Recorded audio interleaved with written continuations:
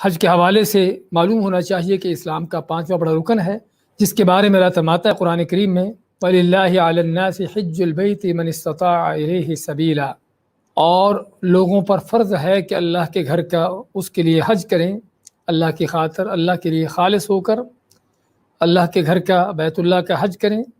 من استطاع الیہ سبیلا، جو اس گھر میں جانے کی استطاعت رکھتا ہو، طاقت رکھتا ہو۔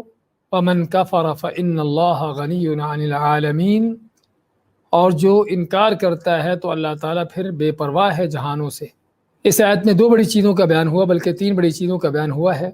ایک تو اس بات کا بیان کہ حج جو ہے فرض ہے، وَلِلَّهِ عَلَى النَّاسِ، عَلَى النَّاسِ کا معنی لوگوں پر فرض ہے اللہ کے لیے اس کے گھر کا حج کرنا۔ تو یہ فرض ہے، اسلام کے 5 ارکان میں سے 5واں رکن ہے، اور جس کے بارے میں اللہ تعالیٰ کا فرمان ہے وَأَتِمُّوا الْحَجَّ وَالْعُمْرَةَ لِلَّهِ، اور حج اور عمرہ اللہ کے لیے مکمل کرو۔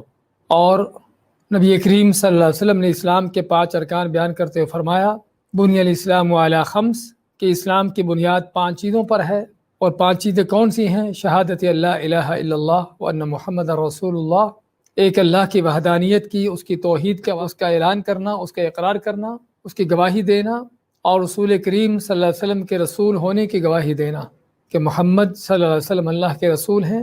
اقام الصلاۃ، اور نماز قائم کرنا، و ایتاء الزکوٰۃ، زکوٰۃ دینا، اور صوم رمضان، اور رمضان کے روزے رکھنا، وحج البیت من استطاع الیہ سبیلا، اور اللہ کے گھر کا حج کرنا جو اس کی استطاعت رکھتا ہو۔